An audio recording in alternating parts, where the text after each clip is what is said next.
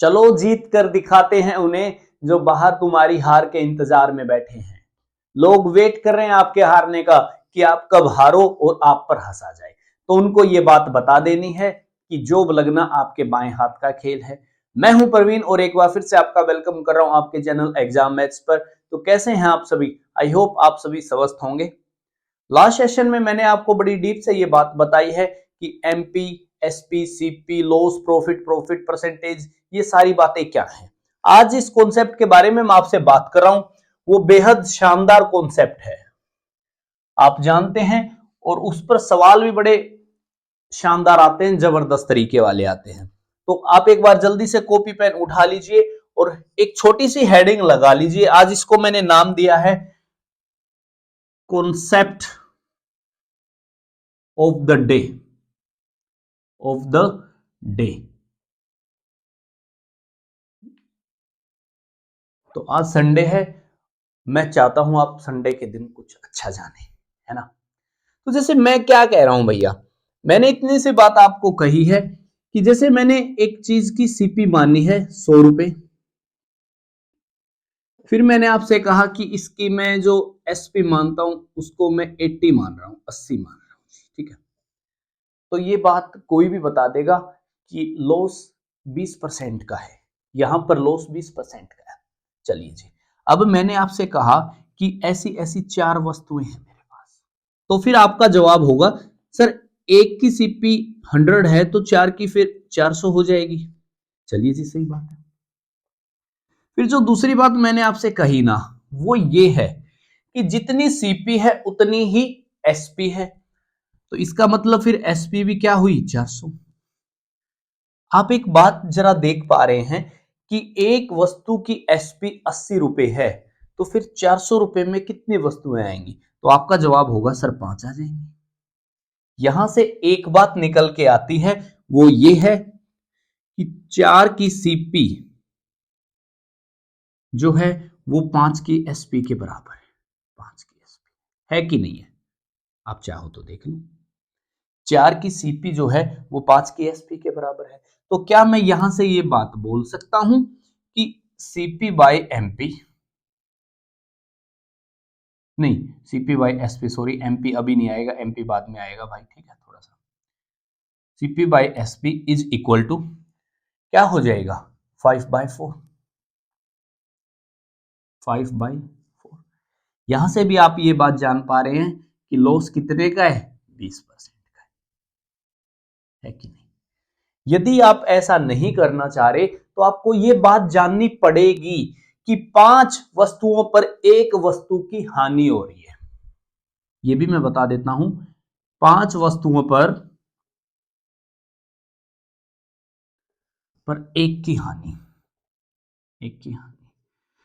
तो फिर 100 पर कितने की हुई? तो आपका जवाब होगा फिर 20 की हो गई सर। यही तो लॉस परसेंटेज था, यही तो लॉस परसेंटेज है।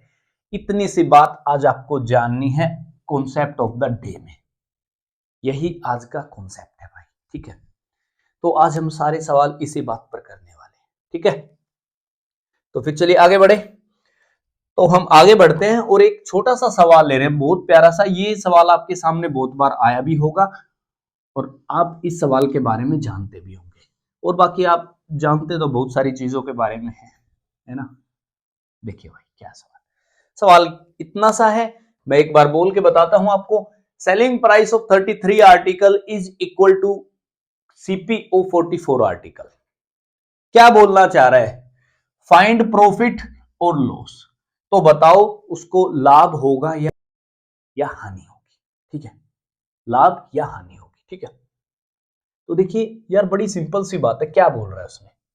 सबसे पहले तो उसने कहा है कि दोनों बातें इक्वल हैं, तो मैंने बराबर का साइन लगा दिया। अब सीपी बोला है 44 आर्टिकल की, सीपी ऑफ 44 आर्टिकल। चलिए जी, ये तो फिर क्या बोल रहा है, SP selling price of 33 article, उसने यही तो बोला है। या तो आप इस बात को ऐसे जान लें कि 11 आर्टिकल का लॉस हो रहा है 33 पे, इस 33 पे 11 आर्टिकल का लॉस है, तो 1 पर कितने का होगा, 1/3 का, और 1/3 क्या होता है, 33 सही 1/3% का क्या हो जाएगा, लॉस हो जाएगा। या तो आप इस बात को जाने, वरना जो दूसरी बात आपको जो समझनी है वो ये है, मैं जैसे यहां से सीपी और एमपी नहीं सीपी और एसपी का रेशियो निकालता हूं जैसे, तो क्या होगा, ये 33 तो यहीं रह जाएगा और ये 44 इसके नीचे आ जाएगा, 11 से काटता हूं 3/4। अब सवाल इतना बचा है, जो एसपी है वो 4 है, जो सीपी है वो कितनी है जी, 3 है। तो एक का लॉस हो रहा है, एक का लॉस हो रहा है जी 3 पे, और 1/3 क्या होता है, 33 सही 1/3% की हानि होती है, लॉस होता है। इतनी सी बात आपको बतानी थी पहले खूबसूरत सवाल में। तो देखिए मैंने कितनी प्यार से आपको ये बात बताई है, या तो आप केवल इस बात को समझ लें या फिर केवल इस बात को ही जान लें, ठीक है। तो आगे बढ़े, तो अभी हम एक ऐसा सवाल ले रहे हैं जिसमें लाभ या हानि वस्तुओं की सीपी या एमपी की होती है। हम एक ऐसा सवाल ले रहे हैं जहां पर लाभ या हानि जो होगा वो वस्तुओं की सीपी या एमपी में हो। तो इन चीजों को हम हटा रहे हैं और एक और बेहद शानदार सवाल ले रहे हैं आज की क्लास का। ये बात केवल इसी बात पर डिपेंड कर रही है कि सीपी एमपी एसपी जो है। तो सवाल इतना सा है, मैं हिंदी में लिख देता हूं, 23 वस्तुओं को बेचने पर, जब एक व्यक्ति 23 वस्तुएं बेचता है, 23 वस्तुओं को बेचने पर, वस्तुओं को बेचने पर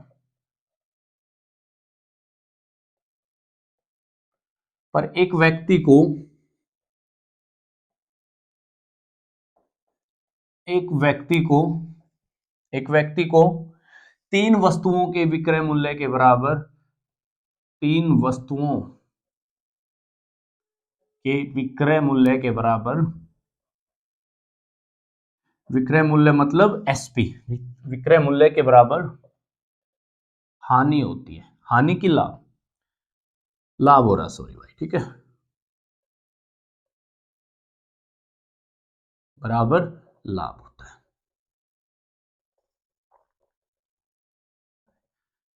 तो लाभ प्रतिशत बताना है जी, लाभ प्रतिशत बताओ। फिर से रिपीट कर रहा हूं, जब एक व्यक्ति 23 वस्तुएं बेचता है ना, तो उसको 3 वस्तुओं के एसपी के बराबर क्या हो रहा है, लाभ हो रहा है। लाभ मतलब प्रॉफिट हो रहा है, जिसमें आप कभी चलते नहीं है। तो बताओ लाभ प्रतिशत क्या होगा। तो देखिए ये भी बड़ा ना सिंपल सा सवाल है, बस थोड़ा सा सोचना है।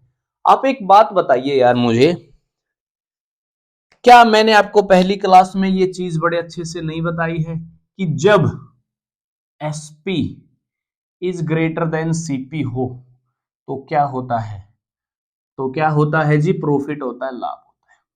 ये बात मैंने फर्स्ट वीडियो में आपको बताई है। तो एक बात बताइए, यदि एसपी में से मैं सीपी को माइनस कर लूंगा तो ये क्या बनेगा जी, प्रॉफिट बचेगा कि नहीं बचेगा। तो आपका जवाब होगा सर बात आपकी बिल्कुल सही है, जब एसपी में से आप सीपी को माइनस कर लोगे तो फिर लाभ ही बचेगा, है ना। और उसने कहा है कि 3 वस्तुओं का एसपी ही क्या है जी, आपका प्रॉफिट है। तो इसका मतलब जो ये लाभ है, तो ये तो 3 का एसपी है, ये तो 3 का क्या है जी, एसपी है। और हम जानते हैं कि उसने 23 वस्तुएं बेची हैं, तो फिर 23 का एसपी, एसपी माइनस 23 का सीपी, है कि नहीं। और ये इक्वेशन एज इट इज मैंने इसके जैसी बना ली, ठीक है। अब यदि आप इसको सोल्व करना चाहो ना, तो बड़ी सिंपल सी बात बचेगी। अरे ये विक्रय एसपी है ना, ठीक है, तो क्या बचेगा, तो आपका जवाब होगा, तो अभी बचेगा जी 23 का सीपी इज इक्वल टू 20 का एसपी। ये क्या हो जाएगा जी, 20 का एसपी। या तो आप इस बात को ऐसे जान लें कि जैसे 20 और 23 के बीच में 3 का अंतर है, तो 20 पर 3 का लाभ है, 20 पर 3 वस्तुओं का लाभ है, तो फिर 100 पर कितने का होगा, तो आपका जवाब होगा 100 पर हो जाएगा। ये इसका 5 गुना है, 3 को 5 से मल्टीप्लाई करते हैं 15% का प्रॉफिट आ जाएगा। यही सवाल का उत्तर है जी। 15% का प्रॉफिट, 15% लाभ, यही सवाल का उत्तर है। या फिर यदि आप ऐसा ना सोचना चाहें तो फिर आप इस बात को ऐसे लिख लें कि जैसे ये 23 गुना में सीपी इज इक्वल टू 20 गुना एसपी है। सीपी बाय एसपी क्या हो जाएगा, तो आपका जवाब होगा ये तो 20 यहीं पर ही रह जाएगा सर, और ये 23 इसके बटे में आ जाएगा। अब वस्तु की सीपी 20 है, एसपी 23 है, तो लाभ कितने का हो रहा है जी, 3 का। कितने पर, 20 पर। 100 पर कितना हो जाएगा, वही तो आएगा जी निकल के, कहां गया ये रहा, इतना ही उत्तर आएगा। सवाल को करने के तरीके चाहे कितने भी हों, उत्तर वही आएगा। सवाल को करने के चाहे 5 तरीके लगा लो, उत्तर चेंज नहीं हो रहा। यदि उत्तर चेंज हो रहा है तो फिर गड़बड़ है कहीं पर, है ना। तो फिर आगे बढ़े हम थोड़ा सा। तो फिर चलिए एक सवाल हम हानि वाला भी ले लेते हैं, जहां पर लॉस हो रहा है वस्तुओं को बेचने पर, ठीक है। चलिए जी, इसको हटाते हैं और फिर हम आगे बढ़ रहे हैं एक बेहद शानदार सवाल की तरफ। वो सवाल भी है तो इसके जैसा ही, लेकिन वहां पर लाभ ना होके ना उसको हानि हो रही है। लाभ नहीं हो रहा, वहां पर उसको हानि हो रही है जी, लॉस हो रहा है, ठीक है। वो इतना सा है कि जब एक व्यक्ति 25 वस्तुएं बेचता है ना, जब एक व्यक्ति, मैं इसी में चेंज कर रहा हूं लेकिन आपको वही दोबारा लिखना है। जब एक व्यक्ति 25 वस्तुएं बेचता है तो उसको 5 वस्तुओं के सीपी के बराबर, 5 वस्तुओं के क्रय मूल्य के बराबर लाभ नहीं होता, हानि हो रही है, हानि हो रही है। तो हानि प्रतिशत बताओ, फाइंड लॉस परसेंटेज। हानि लॉस परसेंटेज बतानी है, फिर से रिपीट करता हूं। जब एक व्यक्ति 25 वस्तुएं बेच रहा है ना, तो उसको 5 वस्तुओं के सीपी के बराबर लॉस हो रहा है। Find loss percentage. तो लॉस प्रतिशत बताओ क्या होगा। तो देखिए, मैं बड़ी सिंपल सी बात है, वही है, लॉस होता कब है सवाल में। आप सबसे पहले तो यही बताइए मुझे, लॉस कब होता है। लॉस जब होता है जब CP is greater than SP, तो लॉस होगा, है कि नहीं, लॉस होगा। मैं ये बातें इसलिए लिख रहा हूं ताकि आपको सारी बातें याद रहें। जब सीपी एसपी से बड़ा हो जाता है ना सवाल में, तो फिर लॉस होता है। यदि लॉस को आपको निकालना हो तो फिर सीपी में से एसपी को घटा दो, तो ये क्या बनेगा जी, लॉस बनेगा। तो ये क्या बनेगा, ये फिर लॉस बन जाएगा, हानि बन जाएगी।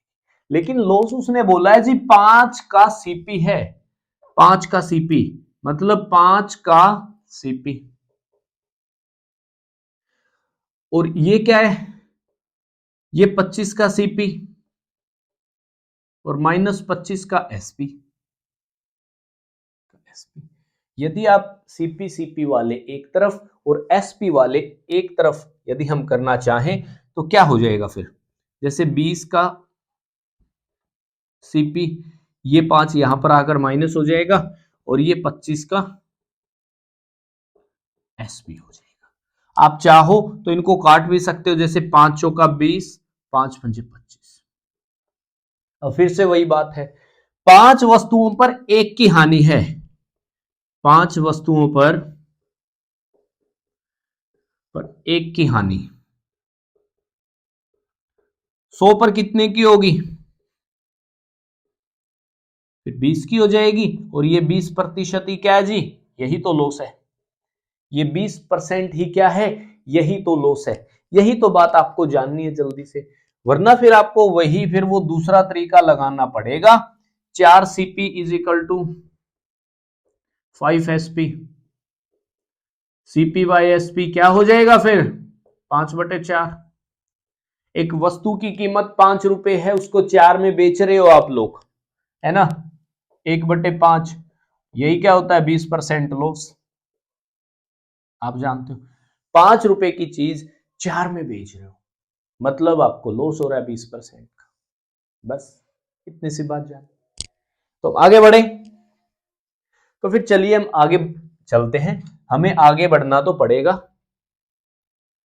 चलिए जी, एक और बहुत प्यारा सा हम सवाल ले रहे हैं, बिल्कुल आप लोगों के जैसा। वो सवाल इतना सा है जी, देख लेते हैं क्या है वो सवाल। वो सवाल आपके सामने बहुत बार आया है, वो सवाल डेफिनेटली आपके सामने काफी बार आया है। सवाल इतना सा है, 5 रुपए में 5 रुपए में 6 वस्तुएं खरीद कर आपने 6 रुपए में 5 वस्तुएं बेची। 5 वस्तुएं बेची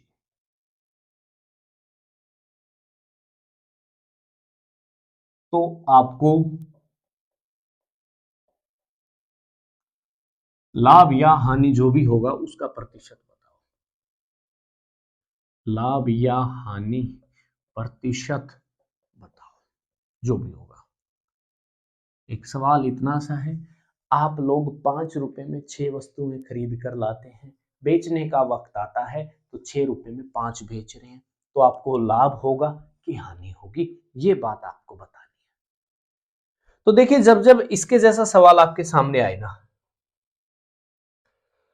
सबसे जो सिंपल तरीका होता है ना, वो होता है वस्तुओं को बराबर करने का, कि हम जो आर्टिकल हैं उनको बराबर कर लें।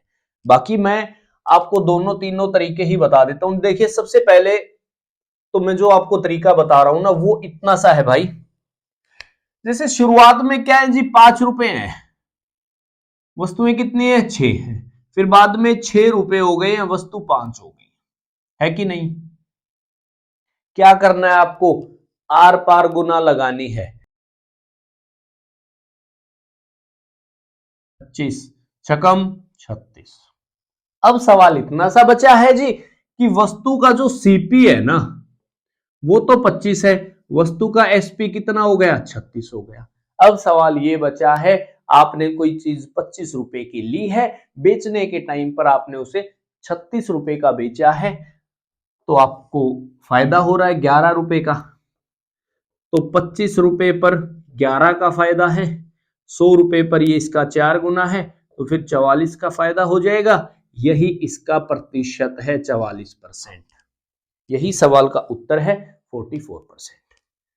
एक तरीका तो ये कहता है जी, एक तरीका तो ये कहता है कि ऐसे आपको लिखने हैं और फिर आर पार मल्टीप्लाई करनी है और उत्तर निकालना है। ये बात आपको याद रखनी है, जो नीचे की साइड होता है ना, वो हमेशा सीपी रहता है, जो ऊपर की साइड रहता है वो हमेशा एसपी रहता है, विक्रय मूल्य रहता है। ठीक है।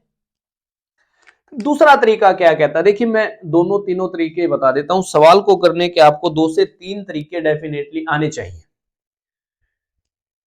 देखिए जी, अब जब इसके जैसा सवाल आए ना, मेरा अपना ओपिनियन है, वस्तुओं को बराबर कर दो। मैं इसका रीजन भी दूंगा आपको क्यों। तो जैसे मैं आपको कह रहा हूं 4 वस्तुएं हैं, यहां पर वस्तुएं कितनी है जी, 5। 6 और 5 को बराबर करना है, इसका मतलब दोनों का एलसीएम। दोनों का एलसीएम कितना होगा, 30। मतलब ये इतनी चीज को आपको मल्टीप्लाई 5 करना है और इतनी सी चीज को आपको मल्टीप्लाई फिर 6 करना है। बात सही है, चलिए जी, बात सही है बिल्कुल। ये जब आप 5 से मल्टीप्लाई करते हैं तो कितना बनेगा, 5 पचम 25 रुपए, और ये 6 पंजे कितने, ये 30 वस्तुएं आर्टिकल है ना। और जब आप 6 से गुना करते हो, छकम 36, 36 रुपए, और 6 पंजे 30 वस्तुएं।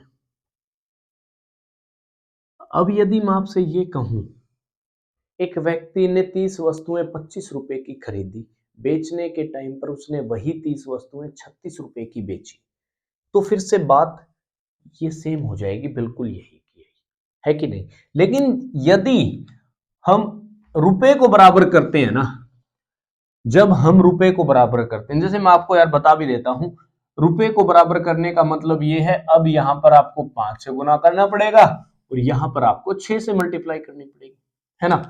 तो फिर आप कहोगे 6 पंजे 30 रुपए, लेकिन वस्तुएं कितनी, 36। आर्टिकल में ए लिख देता हूं, ठीक है। यहां पर 5 से मल्टीप्लाई करते हैं जी, 30 रुपए, और यहां पर 5×5 = 25 आर्टिकल। और आप जानते हैं ये क्या है, ये सीपी है और ये एसपी है। एक स्टेप ज्यादा हो जाएगा, एक स्टेप पहले से ज्यादा हो जाएगा। क्यों हो जाएगा भाई? क्योंकि हम जानते हैं 36 की सीपी, ये 36 की सीपी है, इज इक्वल टू ये 25 की एसपी के बराबर हो जाएगा। तो फिर से वही बात आ जाएगी, सीपी बाई एसपी क्या हो जाएगा फिर से 25, 36, वही 11/25 और मल्टीप्लाई में 100, वही बात आ जाएगी क्या 44% वाली। तो ये एक स्टेप ये ज्यादा हो जाता है। तो इसीलिए मैं आपको वो बात बता रहा था कि अगर कभी ऐसा सवाल आ जाए तो फिर हम वस्तुओं को बराबर कर लेते हैं। वस्तुओं को बराबर करने से 1 से 2 स्टेप जी क्या हो जाता है भाई साहब, कम हो जाता है। 1 से 2 स्टेप फिर कम हो जाता है। तो इसीलिए मैंने आपको ये बात बताई है, ठीक है। तो फिर आगे बढ़े, तो फिर चलिए हम आगे बढ़ रहे हैं।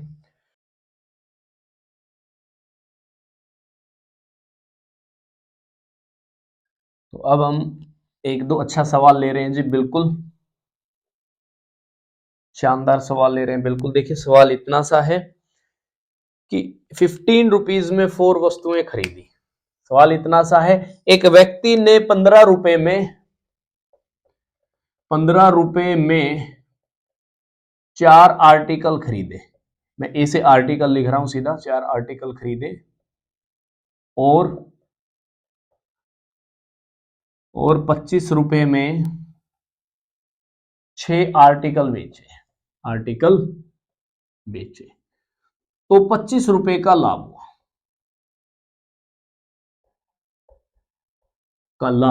हुआ। तो आर्टिकल कितने थे? आर्टिकल कितने थे तो बताओ। सवाल इतना सा है, एक व्यक्ति ने 15 रुपीज की 4 चीजें खरीदी, बेचने के टाइम पर उसने 25 रुपए के 6 वस्तुएं बेची हैं। तो ऐसा करने पर उसको 25 रुपए का लाभ हो रहा है। तो बताओ टोटल वस्तुएं कितनी थी? तो देखिए ये तो बड़ा सिंपल सी बात है। ये बात आपको याद रखनी है, जैसे यहां पर 25 रुपए है, यदि यहां पर रुपए है ना, तो फिर ये बात फिक्स है कि हमें वस्तुओं को बराबर करना पड़ेगा। यदि यहां पर लाभ या हानि रुपए में है तो फिर ये बात फिक्स हो गई है कि हमें जो वस्तुएं हैं ना, जो आर्टिकल हैं, उनको बराबर करना पड़ेगा जी। जैसे यहां पर 4 है, यहां पर 6 है, 4 और 6 का एलसीएम कितना 12। इसका मतलब इसको जी 3 से गुना करना है, नहीं सॉरी, इसको 2 से गुना करना है और इसको हमें जी 3 से मल्टीप्लाई करना है कि नहीं। अब सवाल खत्म हो गया है, बिल्कुल जरा देखिए। 3 से मल्टीप्लाई करते हैं तो 45, 45 रुपए में 4 × 12 आर्टिकल, ये क्या है सीपी है। इसको 2 से कर रहे हैं, 25 दूनी कितने, 25 × 2 कितने जी 50, 6 दूनी 12 आर्टिकल, ये एसपी हो गई, ये एसपी होगी। आप एक बात बताइए मुझे जरा, एक व्यक्ति ने 45 रुपए की चीजें खरीदी और उसको 50 में बेचा है, तो लाभ कितने का हो रहा है जी 5 रुपए का। 5 रुपए का लाभ, 5 रुपए का लाभ जब हो रहा है जब वस्तुएं कितनी है 12। लेकिन आप जानते हैं 5 की जगह उसको तो 25 रुपए का लाभ हुआ है, 25 रुपए का लाभ हुआ है, मतलब इसका जी 5 गुना। यदि 5 रुपए लाभ हो रहा था तो 12 वस्तुएं थी। अब यदि 25 है 5 गुना है तो फिर वस्तुएं भी 5 गुना हो जाएंगी। तो 12 पंजे कितने 60 आर्टिकल। इसका मतलब ये है टोटल आर्टिकल कितने थे 60 थे, 60 थे। जो टोटल आर्टिकल है वो कितने थे 60 थे। ये बात आपको डेफिनेटली याद रखनी पड़ेगी कि जब लाभ या हानि रुपए में है ना, तो फिर हमें वस्तुओं को बराबर करना पड़ेगा।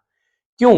क्योंकि भैया यदि हम रुपए को बराबर कर देंगे तो ये 5 की जगह 0 बन जाएगा, 0 की वैल्यू 25 हो जाएगी, 0 की वैल्यू 25 हो जाएगी। आपको लेने के देने पड़ जाएंगे, सवाल होगा नहीं आपसे फिर। तो ये बात आपको समझनी है कि जब लाभ या हानि रुपए में है तो फिर आर्टिकल वस्तुओं को हमें बराबर करना पड़ेगा। जान पाएंगे? तो चलिए आज की क्लास का हम आखिरी सवाल ले रहे हैं यार, वो भी बेहद शानदार सवालों में आता है, तो फिर इसको मिटा दें। चलिए इसको हम मिटा रहे हैं और एक बेहद खूबसूरत सा हम सवाल ले रहे हैं जी, बिल्कुल आप लोगों के जैसा। जैसे आप है ना सभी, तो आप लोगों के जैसा ही हम एक खूबसूरत सवाल ले रहे हैं। वो सवाल इतना है, 140 रुपए में 80, 140 रुपए में 80 वस्तुएं बेची, वस्तुएं बेची तो 30% की हानि हुई, हानि हुई। 104 रुपए में 104 रुपए में कितनी वस्तुएं बेचे, वस्तुएं बेचे या आर्टिकल वस्तुएं बेचे कि 30% का लाभ। तो आप देखोगे यार, बड़ी गंदी सी कैलकुलेशन वाला सवाल है ये। तो बोल रहा है 140 रुपए में 80 बेच रहा है तो 30% की हानि हो रही है। 104 रुपए में कितनी बेचे कि 30% का लाभ। यार देखिए, आप यहां तक की बात को समझे पहले, ये लाइन क्या बोलना चाह रही है। एक बात तो मैं आपको पहले ही बता चुका हूं, हानि जो होती है वो 100 में से घटती है। मतलब यहां पर दो चीजें रहने वाली हैं, एक तो 10 और एक 7, है कि नहीं। लाभ हमेशा 100 में जुड़ता है, मतलब एक तो राशि 10 और एक 13। ये दो बातें आपको मैं पहले ही बता चुका हूं, है कि नहीं। तो देखिए, जैसे 40 वस्तुएं बेची हैं और उसको हानि हो रही है, 40 वस्तुएं बेच रहा है, उसको हानि हो रही है, तो उत्तर कोरिया का बच्चा भी बता देगा वो 80 से नीचे नीचे वाली संख्याओं में वो वस्तुएं खरीदी थी उसने। 80 से यदि वो कम वस्तुएं लाया होगा ना और 80 दे रहा है तो उसको हानि होगी। तो इसका मतलब ये हो गया है, जैसे 80 तो उसने बेची है और वो लाया 80 से कम है, तो इस 80 को छोटा करना है, तो इस 10 और 7 में छोटा कौन है, 7, और ये बटे 10। इसका मतलब 0 से 0 कैंसिल, 8 7 कितने, 56। ये बात फिक्स हो गई है कि 140 रुपए में वो 56 लेकर आया था। 140 रुपए में वो 56 सेब, केले, संतरे जो भी लाया है जी, वो लाया होगा, ठीक है। हमें तो आर्टिकल से मतलब है, 56 वस्तुएं वो लाया है, जो भी लाया। अब उसने कहा है अब उसको 30% लाभ कमाना है। अब 56 लाया है, लाभ कमाना चाह रहा है, तो 100 से ज्यादा देगा कि कम देगा। तो आपका जवाब होगा 100 से कम देगा। इसका मतलब ये हुआ 56 को और भी छोटा करना है, मतलब छोटे से गुना बड़े से भाग। ये तो 140 का फंडा चल रहा है कि 140 में इतनी से संतरे बेचेगा ना, तो उसको फिर 30% का लाभ। लेकिन आप जानते हैं आपको तो 104 पर निकालना है, 140 तो है ही नहीं कहीं।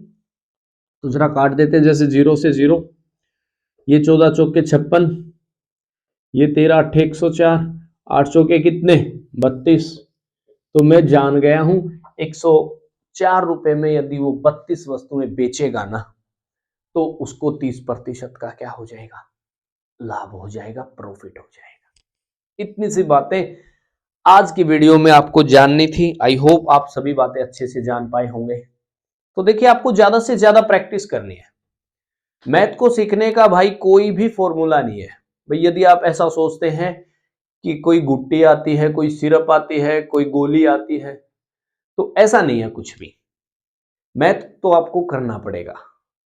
The only way to learn mathematics is to do mathematics. Math को सीखने का एक ही तरीका है, मैथ को करना पड़ता है। तो फिर चलिए, आप आज की इस वीडियो को एंजॉय करते रहिए और अपने संडे को एंजॉय करिए। मिलते हैं फिर अपनी अगली वीडियो में। जब तक के लिए टेक केयर, बाय बाय।